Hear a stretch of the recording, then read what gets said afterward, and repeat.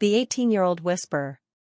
The afternoon sun poured into the room where a 65-year-old man, not related to Sarah, dozed in his recliner. Sarah tiptoed closer, her heart racing. Being 18 made her feel bolder than ever. She leaned down, brushed his shoulder, and whispered, "Wake up, it's me. I just turned 18. His eyes snapped open, meeting hers, and in that pause, a flirty tension hung between them, stronger than either expected. Silas blinked, the deep lines around his eyes crinkling as he processed her words. A slow smile spread across his face, a warmth that rarely reached his gaze these days. 18, eh? Well, look at you, all grown up. He pushed himself upright, the worn leather of the recliner groaning in protest. Does this mean I'm finally allowed to tell you to stop raiding my biscuit tin? Sarah's breath hitched. She'd anticipated a jovial deflection, but not that spark. Still, her purpose anchored her. It means, she began, her voice gaining a surprising steadiness, that I can finally ask you about them. About my parents. She clasped her hands, knuckles white. About the old house by the cliff edge, the storm, the whispers. I need to know, Silas. The recurring dream, vivid and unsettling, had been her constant companion for as long as she could remember, a silent plea for answers. A shadow crossed Silas's features, replacing the earlier warmth with a familiar guardedness. He cleared his throat, pushing a hand through his thin, white hair. It's a beautiful day, isn't it? Not a cloud in the sky. Quite a contrast to your birthday, I imagine. Can I get you some iced tea? I just brewed a fresh batch. He gestured vaguely towards the kitchen, his eyes avoiding hers, now fixed on a dust motes dancing in a sunbeam. Silas, please. Sarah stepped forward, her voice a low, urgent plea. This isn't about the weather or iced tea. This is about 18 years of silence. About the people who are supposed to be my family. I've waited.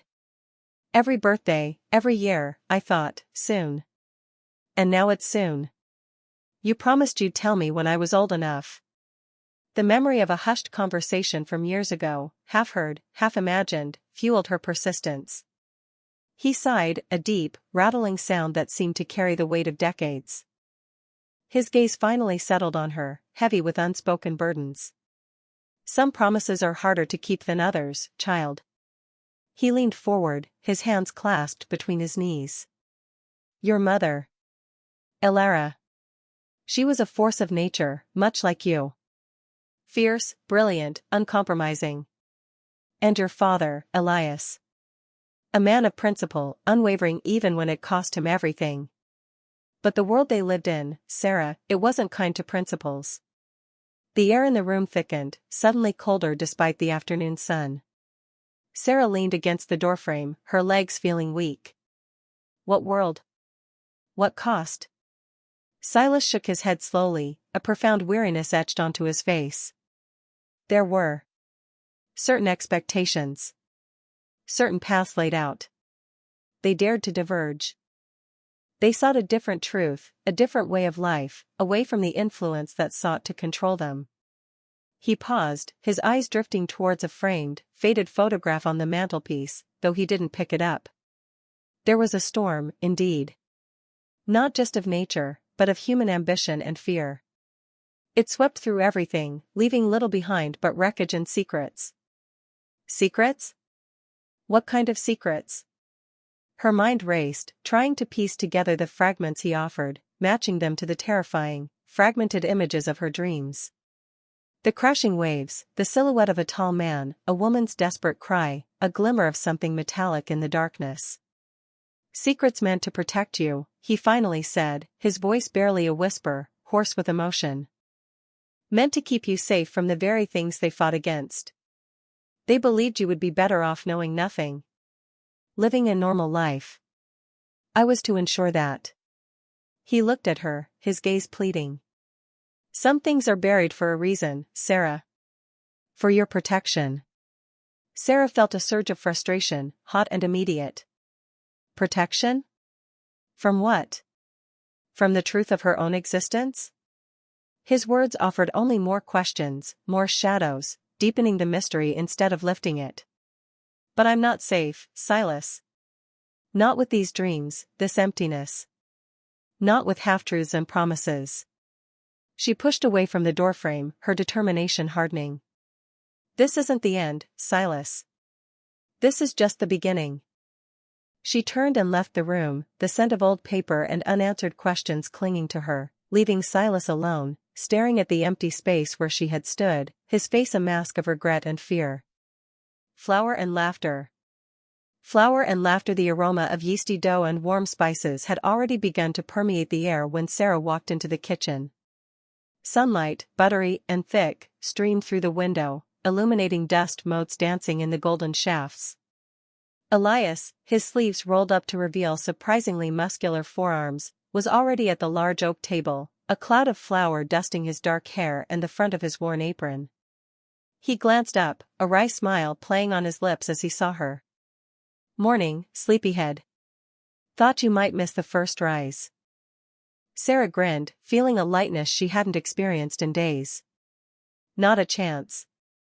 My 18th birthday and I get to make bread with the master baker."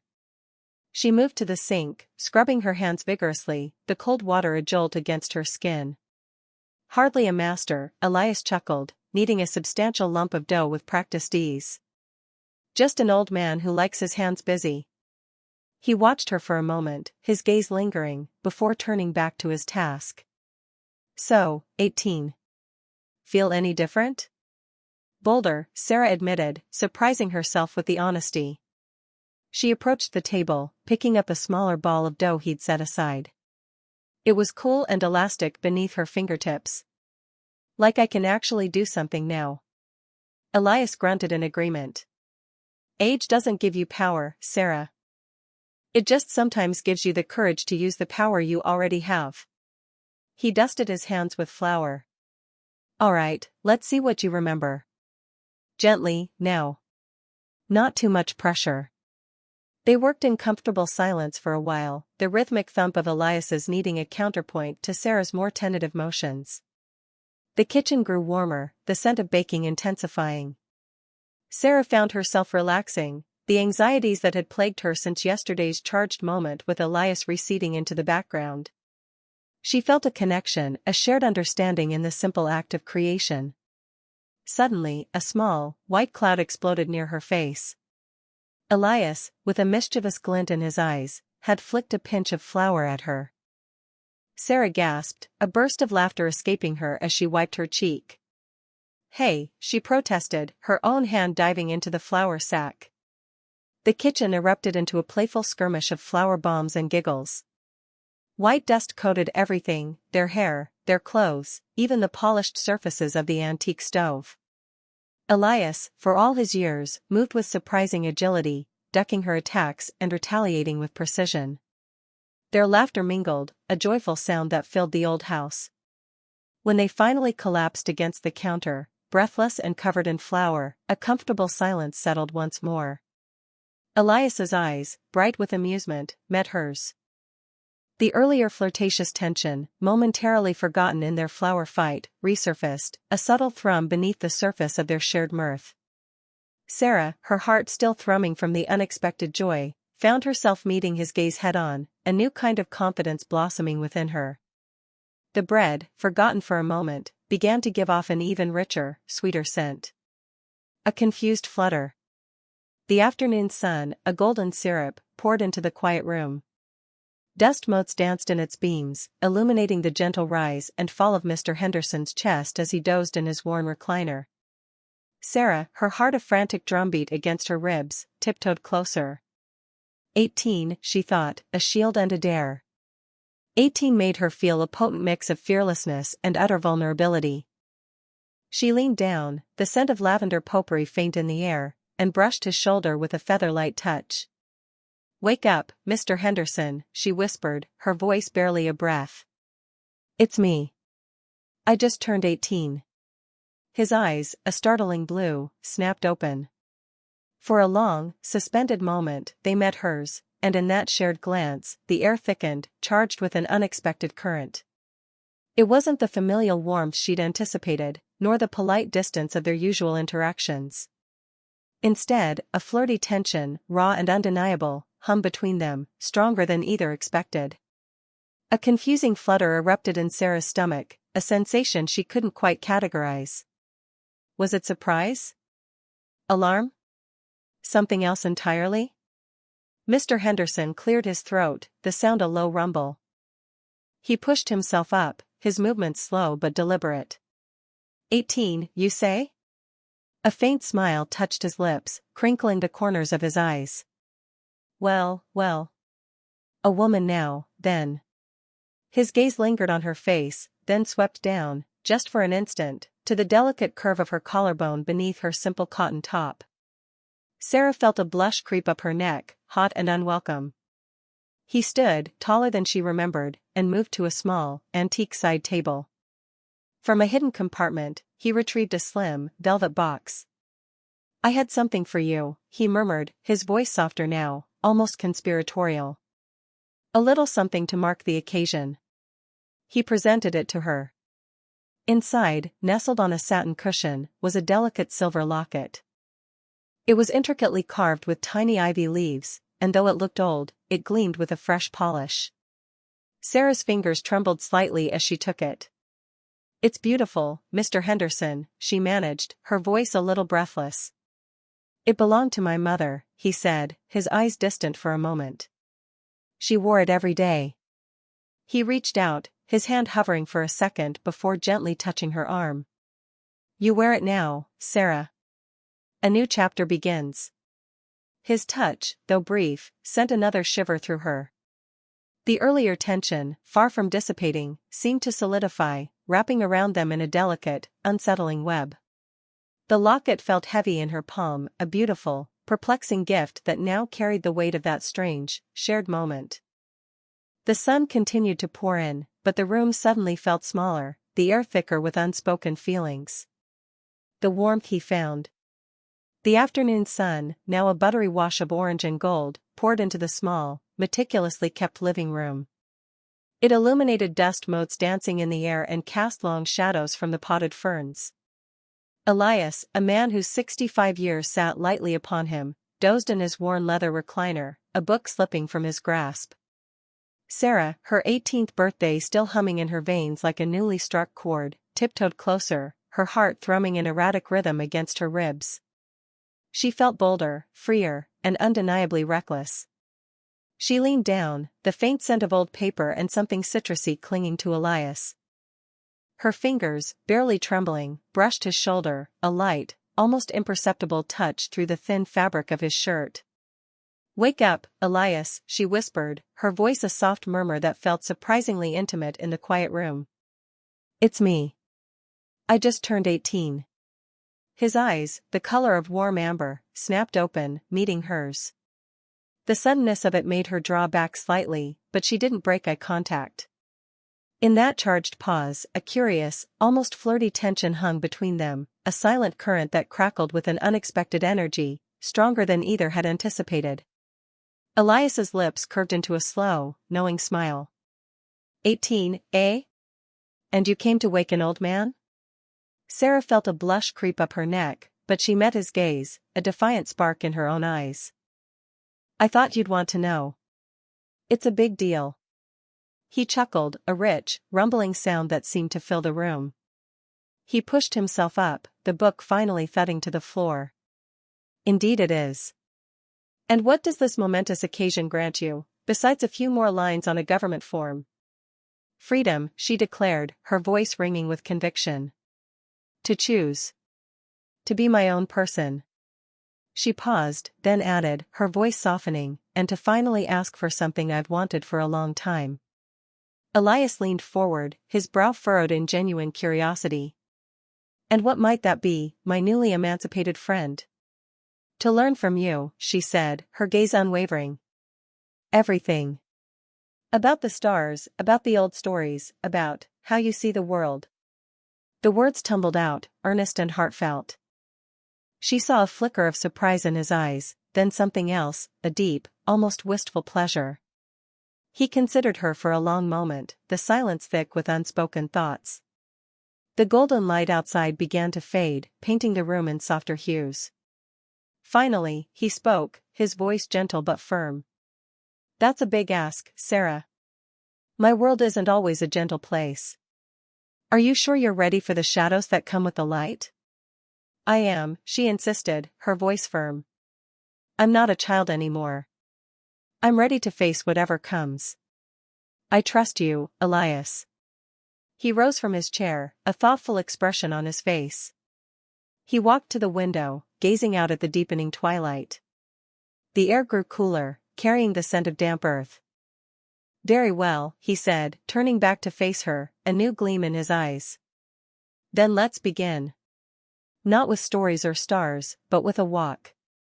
There's a particular constellation visible tonight, if you know where to look. And a truth about our world you're old enough to hear." As they stepped out, the cool evening air wrapped around them, carrying the promise of a shared journey, of secrets unveiled, and of a warmth that went beyond the sun. Sarah felt a thrill course through her, a sense of belonging she hadn't realized she'd been missing until now. The lingering hand.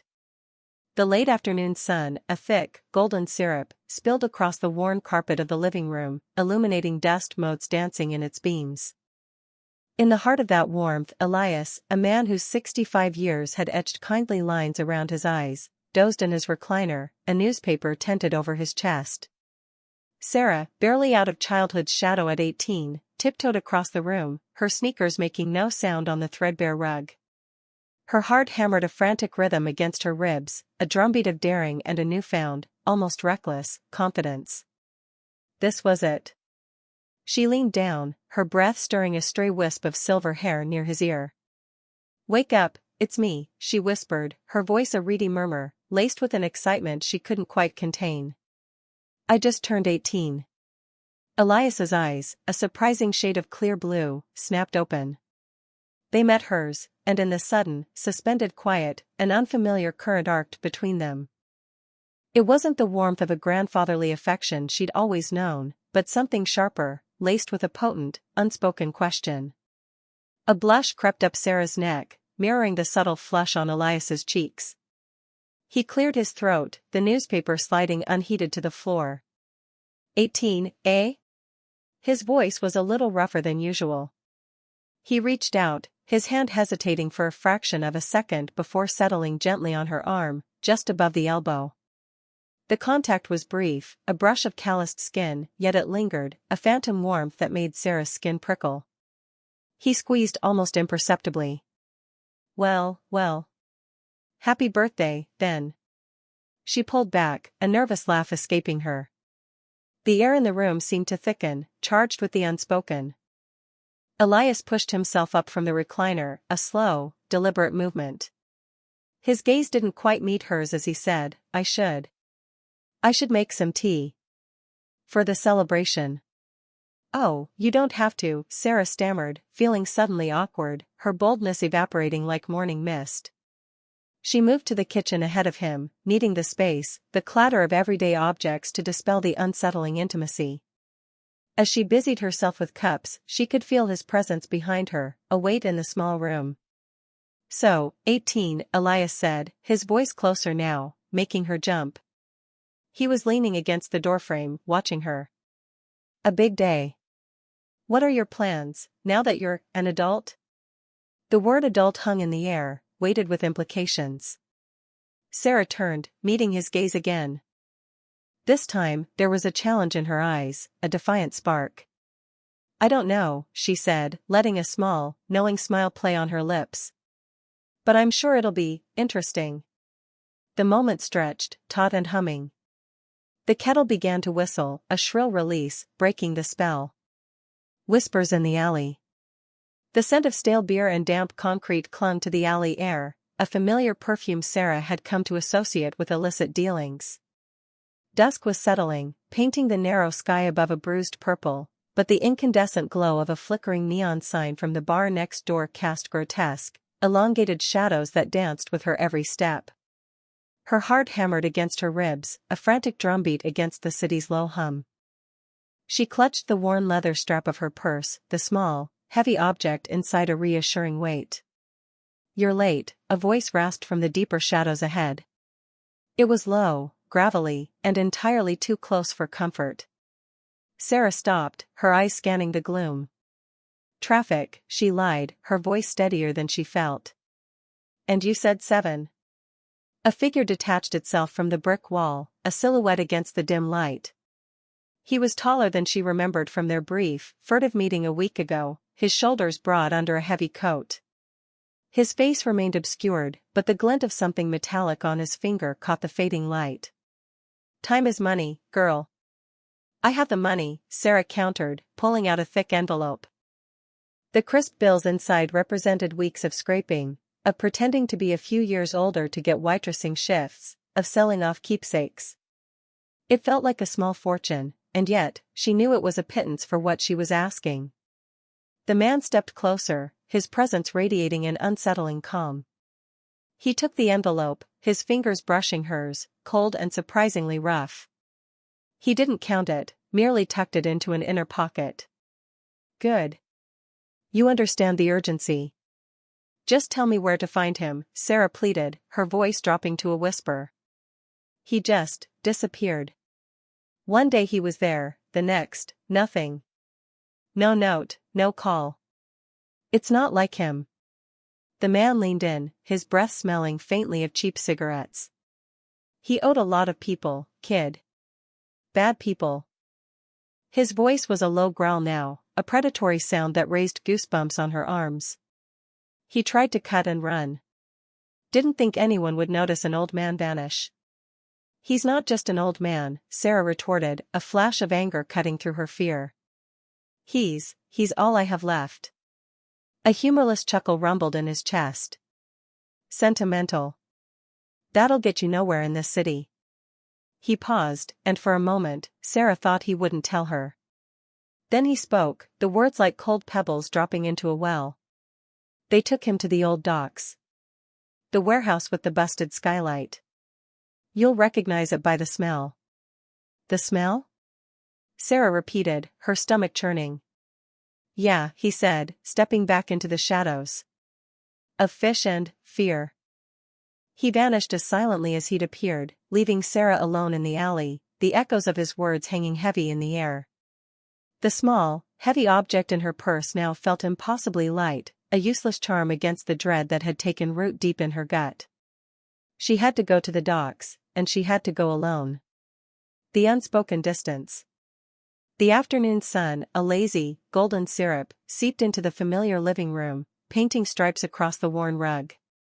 Elias, all 65 years of him, was deep in the soft embrace of his recliner, a gentle snore rumbling from his chest. Sarah, barely 18 and feeling the audacious rush of it, tiptoed closer, her old sneakers squeaking faintly on the polished wood. Her heart, a hummingbird in her ribs, beat a frantic rhythm. This was it. She leaned down, the faint scent of old books and something herbal clinging to him, and gently brushed his shoulder. "Wake up," she whispered, her voice a little breathier than she intended. "It's me. I just turned 18. His eyes, the color of a stormy sea, snapped open, locking onto hers. The silence that followed was thick, charged, humming with an energy neither of them had anticipated. A strange, almost flirty tension stretched between them, an invisible thread pulled taut. Sarah felt a blush creep up her neck, unexpected and unwelcome. Elias, usually so stoic, blinked slowly, a shadow of something she couldn't quite decipher flitting across his face. 18, he finally murmured, his voice rough with sleep. He sat up, pushing himself back against the floral upholstery. "So you're officially an adult, then?" There was a dryness to his tone, a subtle shift in their dynamic that felt both liberating and unsettling. He offered no congratulations, no warmth, just a statement of fact. The unspoken distance between them, usually a comfortable, familiar space, suddenly felt vast and cold. "I guess so," Sarah replied, a knot forming in her stomach. She'd expected something more. A smile, a shared moment. Not this abrupt, almost dismissive acknowledgement. She retreated a step, the air around her suddenly thinner. Later, as dusk bled across the sky, painting the windows in bruised purples and oranges, Sarah found Elias in his study, poring over old maps. The room smelled of aged paper and pipe tobacco, a scent she usually found comforting. "I was thinking," she began, attempting to bridge the chasm that had opened between them, "now that I'm 18, maybe I could help more with the research." She gestured vaguely towards the scattered parchments, referencing the quest for her origins, the true purpose of her upbringing in his care. He didn't look up, his fingers tracing a faded coastline. "There's nothing new to research, Sarah. We've exhausted every lead." His voice was flat, devoid of the usual passion he displayed when discussing her past. He seemed to shrink into himself, becoming a closed book. Sarah's shoulders slumped. The air around them was heavy with unsaid words, with the sudden, sharp awareness of a boundary that had been silently erected. The flirty tension from earlier had evaporated, replaced by a different kind of estrangement, one that felt far more permanent. The unspoken distance had solidified into an impassable chasm. A true connection. The afternoon sun, warm and buttery, poured through the large bay window, illuminating dust motes dancing in the still air. Elias, a man whose 65 years had etched kindly lines around his eyes, dozed peacefully in his worn leather recliner, a forgotten book resting on his chest. Sarah, now 18 and feeling the exhilarating rush of newly claimed adulthood, tiptoed into the quiet room. Her heart hammered a frantic rhythm against her ribs, a mixture of nerves and a burgeoning sense of daring. She paused beside him, a smile playing on her lips. Leaning down, the scent of old paper and something vaguely citrusy clinging to Elias, she gently brushed his shoulder. "Wake up, sleepyhead," she whispered, her voice a soft caress. "It's me. And I just turned 18. His eyes, the color of warm honey, snapped open, meeting hers with an intensity that made her breath catch. For a long moment, they simply looked at each other, the silence thick with unspoken currents. A strange, flirty tension, unexpected and undeniably potent, hung between them, a thread drawn taut, vibrating with an energy neither had anticipated. Sarah felt a blush creep up her neck, her gaze dropping to his lips before flicking back to his eyes. Elias's own smile deepened, a slow, knowing expression that sent a shiver down her spine. 18, you say? He murmured, his voice a low rumble. He reached out, his hand gently covering hers where it still rested on his shoulder. His touch was warm, sending a jolt through her. "Well, congratulations, young lady. That's a momentous occasion." The air crackled between them, charged with an undeniable magnetic pull. Sarah found herself leaning in closer, drawn by an invisible force. "It is," she breathed, her voice barely a whisper. "And I wanted to share it with you." Elias chuckled, a sound that warmed the room. He slowly sat up, his grip on her hand remaining firm. "I'm honored," he said, his gaze unwavering. "So, what grand plans does an 18-year-old Sarah have?" She hesitated, then a mischievous glint entered her eyes. "Actually," she began, pulling a little closer, her voice dropping conspiratorially, "I was hoping for a celebration. A real one. Something memorable." The unspoken invitation in her words hung in the air, a challenge and a plea. Elias's thumb stroked the back of her hand, a small, intimate gesture that spoke volumes. The connection, once a comfortable friendship, had shifted, deepened, and now hummed with a new, thrilling resonance. The afternoon light seemed to intensify, bathing them in a golden glow, as if the world itself was holding its breath, waiting to see what their true connection would ignite. The enduring friendship. The persistent chime of the grandfather clock in the hall had finally lulled Elias into a light doze, his head tilted precariously against the worn leather of his recliner.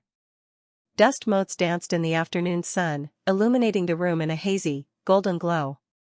Sarah, her heart a frantic hummingbird in her chest, tiptoed across the Persian rug. Each soft step felt amplified, a drumbeat against the quiet sanctity of the room.